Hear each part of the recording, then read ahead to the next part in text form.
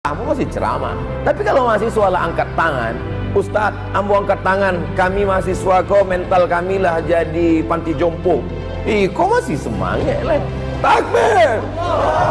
Orang kaya mati, orang miskin mati, raja-raja mati, rakyat biasa mati. Semua pergi menghadap Ilahi. Dunia yang dicari,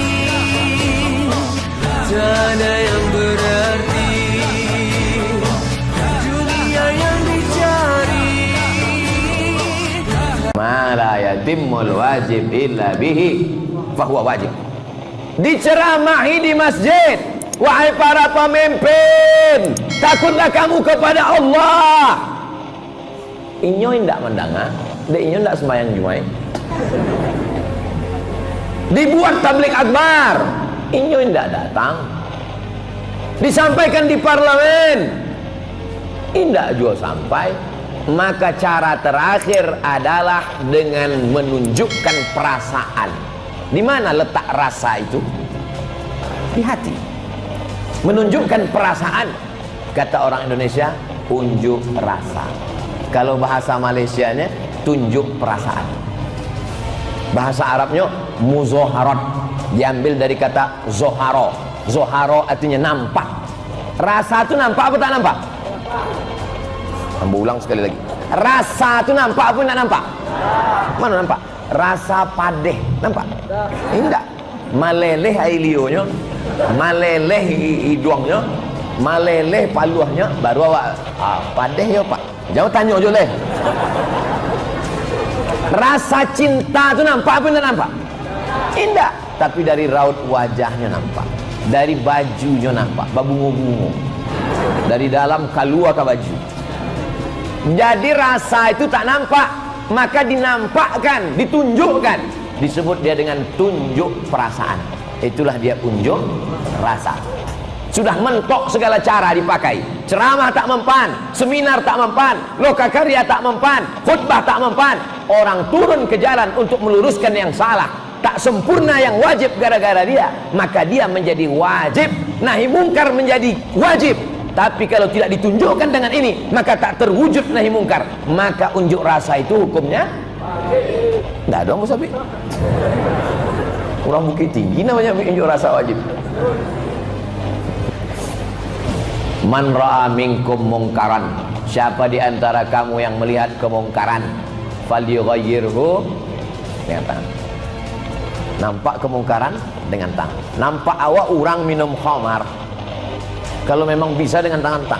Apa? Minum khamar. Kalau tidak sanggup dengan tangan, fabilisan. Innamal khamru wal maisiru wal ansabu wal azlamu rijsun najis min amali syaitan, perbuatan setan. Fajtanibu, dengan lidah. Fa illam yastati, kalau tak sanggup, fabiqalbi, dengan hati. Tiga, dengan tangan, dengan lisan, dengan hati. Orang nan unjuk rasa itu dengan apa? Dengan lidah. Nyo berjalan kaki ramai-ramai, tapi dengan syarat dan ketentuan berlaku. Kau unjuk rasa tapi mau lurang habis. Unjuk rasa dibawa kulkas surang dari toko. Kau bukan unjuk rasa, itu unjuk kulkas. Jadi menunjukkan perasaan itu sepaket dengan demokrasi. Negara awak kan negara kerajaan atau negara demokrasi? Demokrasi. Yang tidak boleh unjuk rasa itu kerajaan Saudi Arabia, tidak boleh, sebab dia dipimpin oleh raja. Namanya sekarang Raja Salman bin Abdul Aziz. Namun anaknya yang berkuasa kini Muhammad bin Salman bin Abdul Aziz. Tak boleh unjuk rasa, sebab dia monarki. Tapi kita bukan negara kerajaan. Tapi sekarang kita sudah pakai negara demokrasi.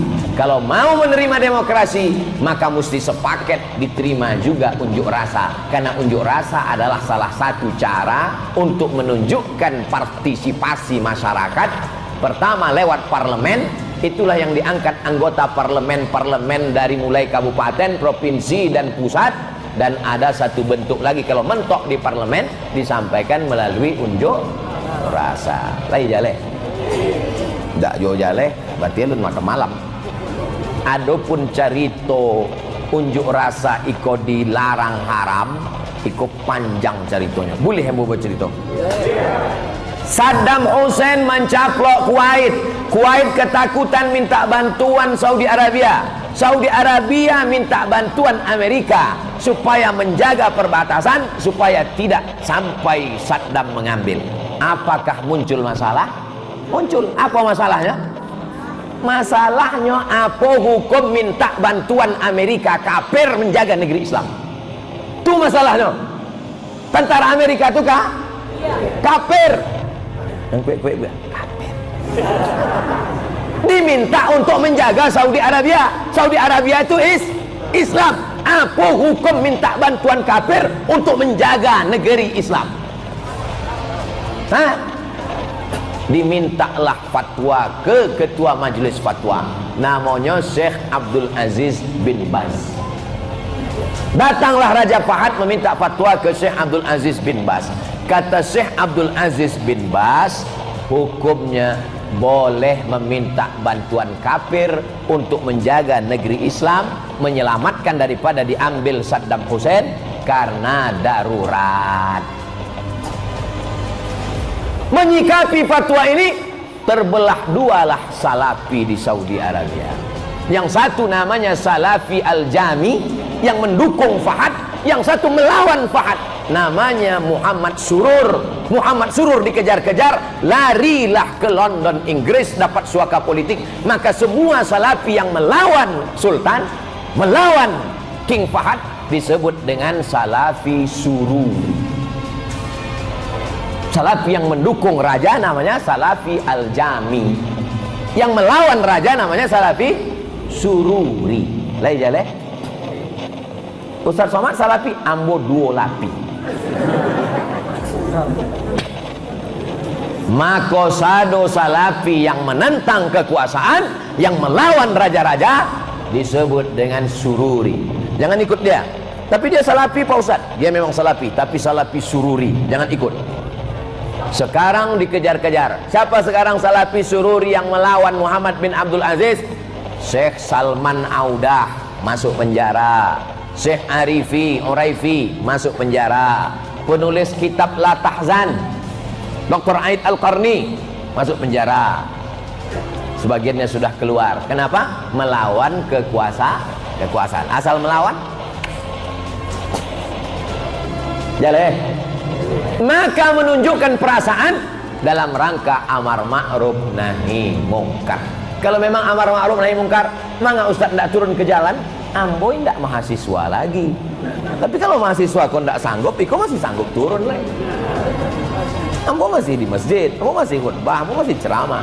Tapi kalau mahasiswa lah angkat tangan, Ustaz, ambo angkat tangan, kami mahasiswa kau mental kami lah jadi panti jompo. Iko masih semangat lah.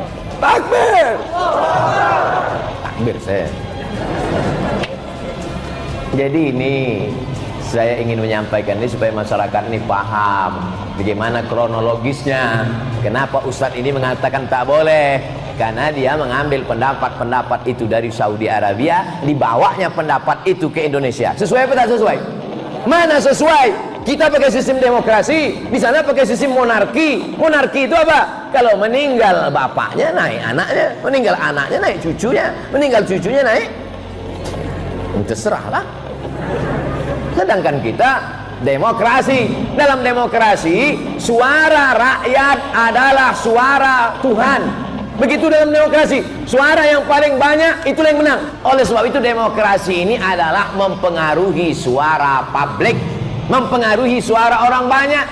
Dari tahun 90-an dengan tahun 2020, selama 30 tahun ini terjadi pergeseran politik yang luar biasa.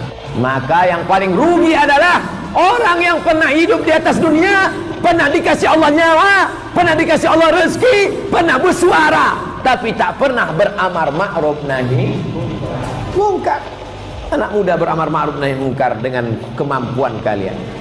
Kamu bisa ceramah? Nggak bisa Pak Ustadz. Nulis di kolom koran bisa? Tidak bisa Pak Ustaz. Menggambar bisa? Gambar karikatur. Gambar karikatur. Di Jakarta beberapa itu buat karikatur. Ustaz Somad kami izin, kami ingin buat karikatur ceramah Ustaz, kami buatkan karikatur. Dicetaklah di percetakan di Jakarta, ceramah Ustaz Somad gambar karikatur. Pakai motor. Mengajak anak muda amar ma'ruf nahi mungkar. Yang bagus gambar, buat amar ma'ruf nahi mungkar pakai karikatur. Tak bisa karikatur, nyanyi bagus. Mantap. Kau yang dulu bukanlah yang sekarang. Yang dulu lintang pukang, sekarang sudah masuk masjid. Tidak pula sesuai ujungnya. Apa yang bisa kau lakukan, pakailah untuk amar ma'ruf nahi mungkar. Tapi yang paling bisa beramar ma'ruf nahi mungkar adalah orang yang punya kuasa. Kita doakan orang-orang yang punya kekuasaan melakukan amar ma'ruf nahi mungkar. Kepala dinas, kepala badan, kepala kantor, non kepala, tak ada kepala. Bupati, gubernur, wali kota, presiden, tentara, polisi. Pakailah itu Pak. Kau pakailah jabatan itu. Karena kalau kau mati nanti seragammu akan tinggal. Betul atau tidak? Ada orang mati pakai seragam? Tetap kain putih, jasad terbujur, keranda diusung, tetap pakai kain putih. Jabatan tidak lama, tapi hisapnya sangat lama. Oleh sebab itu maka ini umat ini harus disadarkan. Apapun posisi, profesi, kedudukan kita, yang kaya, kau punya perusahaan, kau punya ruko, kau punya PT, kau punya CV, kau punya karyawan, pakai amar ma'ruf nahi mungkar. Toko-toko, ruko-ruko, bengkel-bengkel, azan berkumandang, berhenti sejenak 15 menit, sholat berjamaah, selesai itu lanjutkan lagi. Setuju? Anak-anak muda pakai, punya pimpinan ormas, organisasi sosial kemasyarakatan, anak muda buat komunitas dalam rangka apa? Amar ma'ruf nahi mungkar. Jadi ambo kalau ceramah kama pun ambo pai, di depan ambo ada gubernur, ada bupati, itu ambo sampaikan. Saya sangat bangga di depan Bapak Kapolda, Bapak Kapolres, Bapak Dandim, Bapak dan Ramil. Pakailah seragam kalian untuk amar ma'ruf nahi mungkar Pak. Kalian tak perlu ceramah Pak, kalian tak perlu khutbah Pak, kalian cukup dengan seragam kalian datang ke masjid. Kami yang tak berseragam ini sudah bangga melihat seragam kalian. Betul? Itu yang mau sampaikan. Selama ambo tidak ada jabatan, ambo tidak ada harta, ambo tak ada kekuasaan, tapi dikasih Allah ambo suara, badan ketek suara pula gadang. Jadi itulah mau pakai. Selama masih ada suara ini, maka ambo sampaikan. Ada saatnya nanti Abdul Somad, kata Dr. Das'ad Latif, itu nasihatnya ambo ingat selalu. Abdul Somad, selama kau masih punya suara, selama suara kau didengar orang, kalau sudah berkumpul hamba Allah, sampaikan apa yang ingin kau sampaikan. Ada masanya nanti suara itu dicabut Allah Subhanahu wa ta'ala. Kau tak bisa bersuara lagi. Bisa tak bersuara karena putus pita suara, na'udzubillah. Bisa juga mati, innalillah wa inna ilaihi. Habis. 3 saja anak muda. Akidahnya la ilaha illallah. Jangan syirik, yang rusak akidah. Yang kedua ibadah, salat berjamaah, bangun subuh, jangan sampai tidak salat. Yang ketiga akhlak, tidak ada guna ilmu banyak tidak berakhlakul karimah. Al adab fauqal ilmi, akhlak di atas ilmu.